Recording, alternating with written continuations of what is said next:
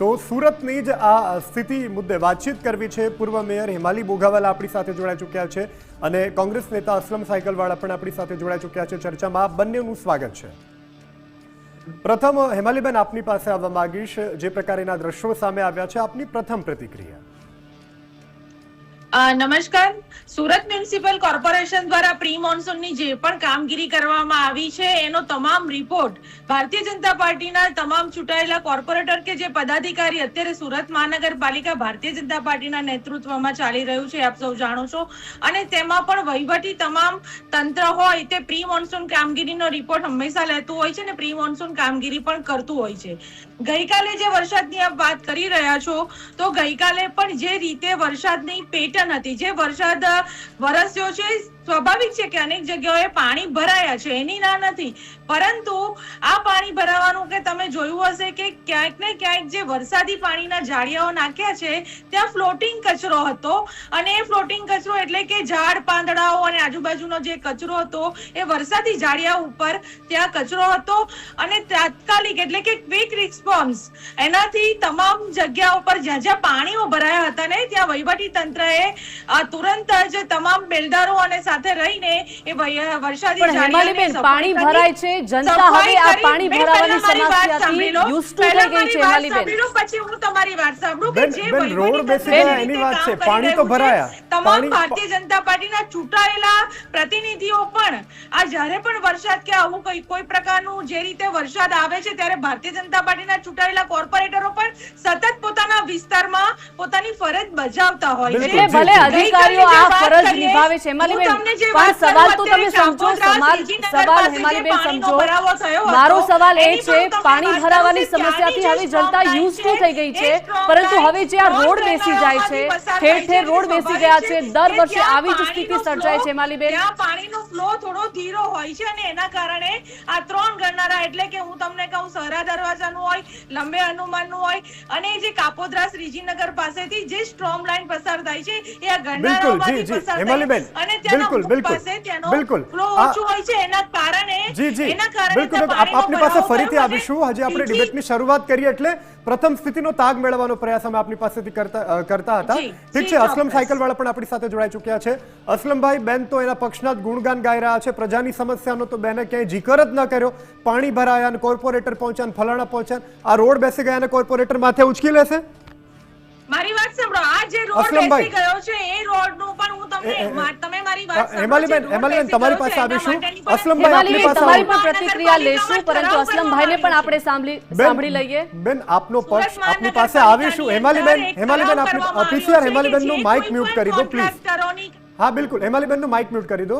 અસલમભાઈ આપની પાસે આવવા માંગુ છું। જે રીતે બેન એના પક્ષના ગુણગાન ગાઈ રહ્યા છે, અધિકારીઓ પહોંચી ગયા હતા અને કોર્પોરેટરો પહોંચી ગયા, પણ આજે રોડ તૂટી ગયા અને કોન્ટ્રાક્ટરો માથે મારી વાત સાંભળી લો। અસલમભાઈ, હેમાલીબેન પોતે વર્ષ 2021 થી 2.5 વર્ષ માટે સુરત મહાનગરપાલિકાના મેયર રહ્યા। 1995 થી સુરત મહાનગરપાલિકામાં ભાજપનું શાસન છે। 462 ચોરસ કિલોમીટરનો સમગ્ર વિસ્તાર છે। અત્યારે આ વર્ષે 11,000 કરોડ રૂપિયાનું બજેટ છે। હું 1995 સુધીની વાત નથી કરતો, પણ હેમાલીબેન મેયર હતા એમના કાર્યકાળથી આજ દિન સુધીની વાત કરું કે ત્યારે પણ એમના કાર્યકાળમાં પણ પહેલા વરસાદમાં સુરતના પ્રજા આ રીતે ત્રાહિમામ પોકારતી હતી। પ્રી મોન્સૂન કામગીરી સાવ નિષ્ફળ રહેતી હતી। શહેરમાં ઠેર ઠેર ખાડા અને ભૂવા પડતા હતા। ખાડીપુરની સમસ્યાથી હેરાન થયા। હેમાલીબેને એમના કાર્યકાળમાં કેટલા ઇજારદારોને નોટિસ આપી, બ્લેકલિસ્ટ કરાવ્યા, આર્થિક દંડ ફટકાર્યા કે ગુનાહિત ફોજદારી ગુનો દાખલ કરાવ્યા, કેટલા અધિકારીને ચોક્કસ નોટિસ આપી, સસ્પેન્ડ કરવાની તો દૂરની વાત રહી, એ પહેલા હેમાલીબેન પોતે જાહેર કરે। કારણ કે આજ દિન સુધી આ 6 વર્ષના સમયગાળામાં કોઈ પણ દિવસ સુરતના ભ્રષ્ટ શાસકો અને વહીવટી તંત્ર એકબીજાના મેળા પીપળામાં કોઈ એવી કાર્યવાહી, ઠોસ કાર્યવાહી કરી નથી। જે ખરી વાસ્તવિકતા છે એનું મૂળ કારણ એ છે કે ઇજારદારો જે છે એ ભારતીય જનતા પાર્ટીના ધંધાની વ્યક્તિઓ છે, ભારતીય જનતા પાર્ટી સાથે ખૂબ નજીકથી સંકળાયેલા છે, ભારતીય જનતા પાર્ટીના નેતાઓ સાથે સીધા સુમેળભર્યા સંબંધો ધરાવે છે, અને ભારતીય જનતા પાર્ટીના ફંડ ફાળો લેતી હોય એટલે એને કંઈ બોલતી ના હોય। બીજી વાત કહું, જે અધિકારીઓ છે, જેટલા કાર્યપાલક ઇજનેર બન્યા, જે આસિસ્ટન્ટ ઇજનેરો હતા, આ હિમાલયબેનના કાર્યકાળમાં એ આસિસ્ટન્ટ ઇજનેરની પાસે 40 લાખ 50 લાખ રૂપિયા લઈને સ્ટેન્ડિંગ કમિટીના ચેરમેન પરેશ પટેલે આજે હાલમાં જે શહેર ભાજપના પ્રમુખ છે એને કાર્યપાલક ઇજનેર બનાવ્યા. તમે જે અધિકારી પાસે ભ્રષ્ટાચાર હેમાલીબેન વારાફરતી બોલીએ, હેમાલીબેન વારાફરતી બોલીએ, જેથી પક્ષ દરેકને પોતાનો પક્ષ રાખવાનો સમય મળે. હેમાલીબેન દર વર્ષે આ ચોમાસામાં છાપરે ચડીને પોકારે છે.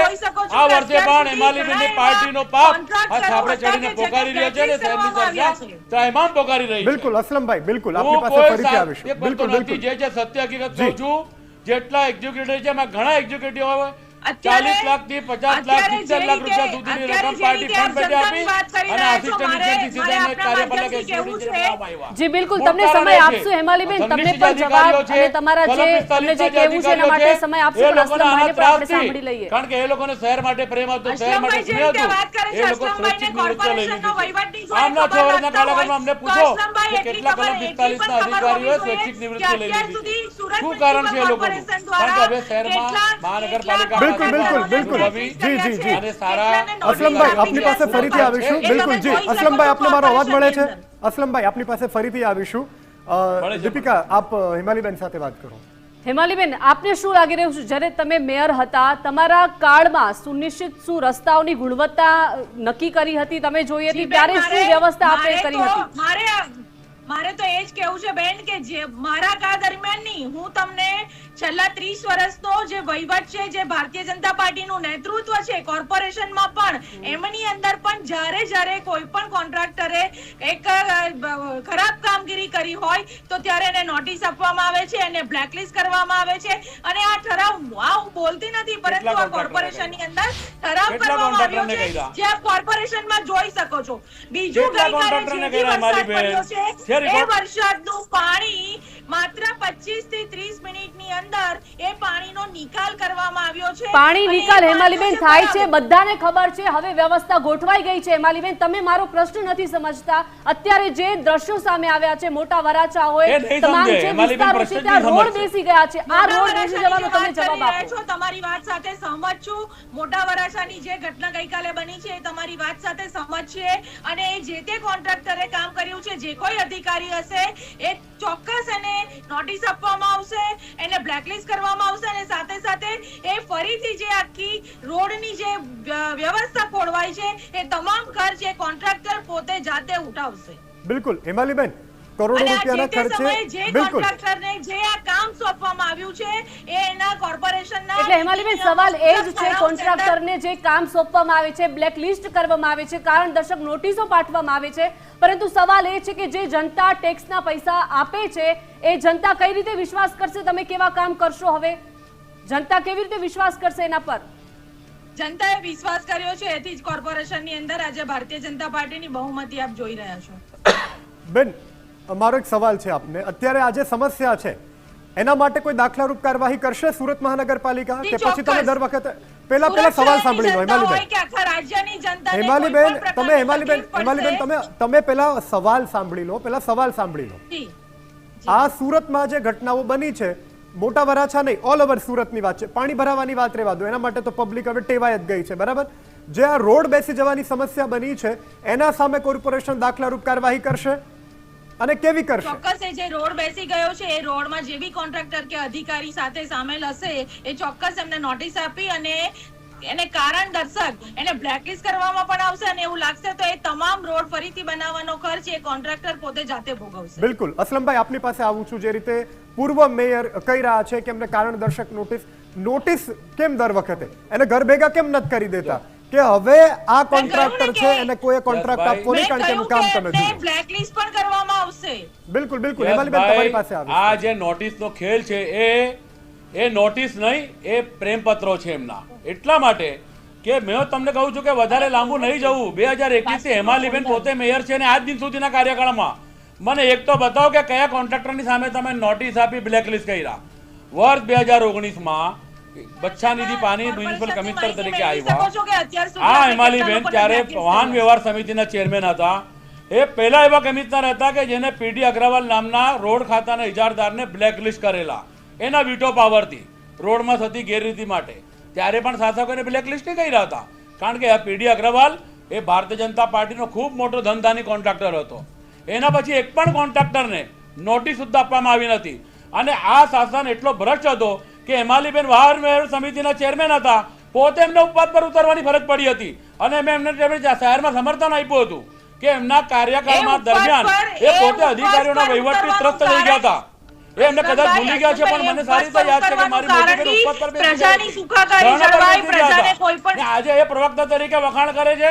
એમને ખોટું ના બોલવું જોઈએ, જે વાસ્તવિકતા છે એનો સ્વીકાર કરવો જોઈએ કે તમારે બહુમતીને જોડે તમે ખાલી એ મગજમાં છે કે અમારી બહુમતી છે, પરંતુ પ્રજાની કઈ પડી નથી. અસલમભાઈ, જે તે સમયે ઉપવાસ પર ઉતરવાનું કારણ પણ પ્રજાની સાથે રહેવાનું, પ્રજાને કોઈ પણ પ્રકારની તકલીફ નહીં પડે એના તમારી માટે. પાર્ટીએ કર્યું છે અને કરતા આવી છે.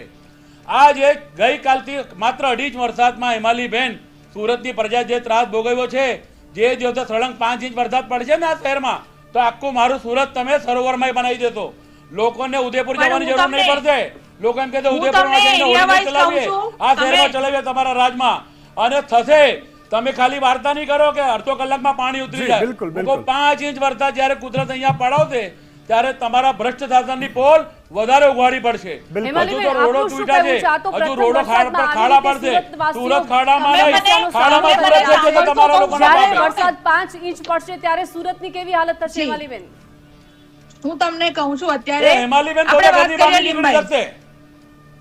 હા, હું તમને વાત કહું છું, મારી વાત સાંભળો કે આપણે સુરત આપણે મ્યુનિસિપલ રસ્તો કરાવવા લઈ જવું કોર્પોરેશન દ્વારા પડશે. જે કામગીરી કરવામાં આવી છે એની વાત કરીએ તો અત્યારે લિંબાયત એની આજુબાજુના વિસ્તારમાં અરે બેન, કોઈ અમને કામગીરી ખ્યાલ હશે. નથી થઈ, લીપા પોતી થઈ અસલમભાઈ, છે, સિવાય બીજું કંઈ નથી થયું તમારે. અસલમભાઈ, આપણે પણ ખ્યાલ છે કે ત્યાં ડિવોટરિંગ હેમાલીબેન, પંપ ચાલુ તરત સંકલન કરી દેવામાં સમિતિની આવે ખાલી છે કે તમારી જેને મીટિંગો કારણે થઈ છે પાણીનો અધિકારીઓ નિકાલ થાય સાથે. છે. અને યશભાઈ, બીજી વસ્તુ બેન, આ લોકોની કે સંકલન પર્વતગામ સમિતિની પાડર મીટિંગમાં આ પાસે લોકોના જ્યારે શહેર પાણીનો ભાજપના ભરાવો ભરાવો આપણે સંગઠનો બેસે. હેમાલીબેનને જેનો કોઈ સાંભળી પ્રોટોકોલ જ નથી બેસવાનો. કેમ બેસે? કોન્ટ્રાક્ટરો પર ધન એકઠો કરવા માટે, ખંડ ભાડું એકઠો કરવા બેન, માટે, અસલમભાઈને એના પર બોલી પ્રેશરાઇઝ લેવા ઊભો કરવા માટે મારો બેસે. વિષય મૂકી શકું. હવે હું મારો હેમાલીબેન, હું તો વિષય જે મૂકી બોલું તમે શકું છું. જાણો છો મારો સ્વભાવ સાચું બોલું. આપણે વારાફરતી ખોટું બોલતા આપણે મને આવડે આપણો પક્ષ નહીં. રાખીએ, વારાફરતી તમે પક્ષ સારું કામ રાખીએ કરતો તો હૃદયપૂર્વક આવકારી, ચોક્કસ બિલકુલ, આવકારી અસલમભાઈ, જાહેરમાં. આપણે વારાફરતી ખોટું પક્ષ કરતો રાખીએ જેથી તો કોણ ડંકાની શું ચોટ બોલે પર છે કહીશ કે દર્શકો તમે સમજી શકે ભ્રષ્ટાચારી અને છો. સાંભળી શકે. તમારી પાર્ટી ભ્રષ્ટાચાર જી સિવાય અસલમભાઈ, બીજું કોઈ કરતી આપની નથી. પાસે ફરીથી આવીશ. હેમાલીબેન, નોટિસ આપીને માત્ર આ ખેલ રમાઈ રહ્યો છે તેવું અસલમભાઈનું કહેવું છે. આપ શું જવાબ આપશો? બેન, મારે એ કહેવું છે કે અત્યારે કોઈ પણ પોલિટિકલ પાર્ટીની ચર્ચા કર્યા વગર અત્યારે આ વરસાદની માહોલમાં સુરત શહેરની જનતાને કોઈ પણ પ્રકારની 6 વર્ષમાં તકલીફ નહીં તમે પડે કેટલા એ કોન્ટ્રાક્ટરને માટે- નોટિસ આપી, એ blacklist માટે આપણે કર્યાનું શું લીધા હતા? પગલાં લીધા છે તેની હું આપણે એક તો દાખલો બતાવો મને. મને બોલવા દેશો? તમે ભૂલી ગયા, મને યાદ છે બિલકુલ, 2019 અસલમભાઈ, આપણે વારાફરતી બોલીએ. અસલમભાઈ, વારાફરતી બોલીએ જેથી બધાને પોતાનો પક્ષ મૂકવાનો ન્યાય મળે. વારાફરતી. અસલમભાઈ, હેમાલીબેન, તમે કન્ટિન્યુ કરો. 1 મિનિટનો સમય છે આપની પાસે. ચોક્કસ. મારે આપણે કેવું છે કે જે લિંબાયત વિસ્તાર ખાડીનો વિસ્તાર છે ને ત્યાં પાણીનો ભરાવો થાય છે, તો આપણે જોયું છે કે ત્યાં એ વિસ્તારની અંદર આપણે ડી વોટરિંગ પંપ દ્વારા આ પાણીનો નિકાલ તાત્કાલિક ધોરણે ચાલુ કરીએ છીએ. બીજું, ત્યાંથી થોડા આગળ આવીએ એટલે પર્વત ગામ પાદર પાસે આપણે ખબર છે વર્ષોથી કે એ પર્વત ગામ પાદરનો વિસ્તાર એ ખૂબ નીચાણવાળો વિસ્તાર છે અને ત્યાં પણ આપણે સુએજ પમ્પિંગ સ્ટેશન જે બાજુમાં જ બનાવ્યું છે ને એના માધ્યમથી ત્યાંની જનતાને કે કોઈ એવી ઘટના કોઈ પરિવારમાં કંઈક પણ નહીં બને અને વહેલી તકે એટલે વહેલા ધોરણે પાણીનો નિકાલ થાય તો એ સુએજ પમ્પિંગ સ્ટેશનના માધ્યમથી આપણે ત્યાંથી પાણીનો નિકાલ કરીએ છીએ.